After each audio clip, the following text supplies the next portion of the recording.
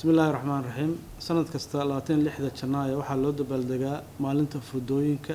adduunka munaasabadan waxaan aad iyo aad ugu mahadnaqayaa shaqaalaha furdooyinka Soomaaliyeed oo si hufan oo ay ka muuqato mas'uuliyad iyo howlkarnimo u guta shaqada loo igmaday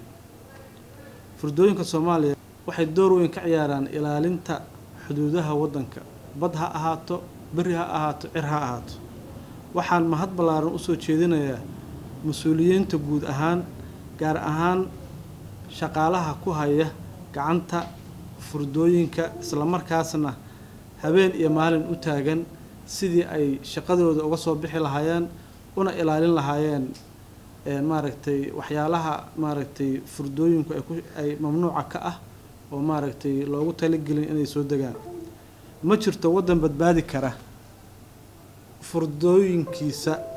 oo habacsan mar walba oo furdooyinka wadanka ay adag yihiin waxaa laga dareemaa dhaqaalaha wadanka taasina waxay sabab u tahay sanadkii la soo dhaafay iyo kii ka horeeyay inay ku kala duwan yihiin dakhliga labadaas sano ay ku kala duwan yihiin oo ay sanadba sanadka ka dambaysta shaqaalaha furdooyinka Soomaaliya ay wax ku kordhinayaan dakhliga waxaan mar saddexaad aad ugu mahadnaqayaa dhammaan shaqaale weynaha furdooyinka Soomaaliyeed waxa kale oo raba halkan uga faa'iideysan uga hambaleeyo maalinka caalamiga ah shaqaale weynaha adduunka oo ay tahay maalinka loo asteeyay in lagu xasuusto shaqaale weynaha customka adduunka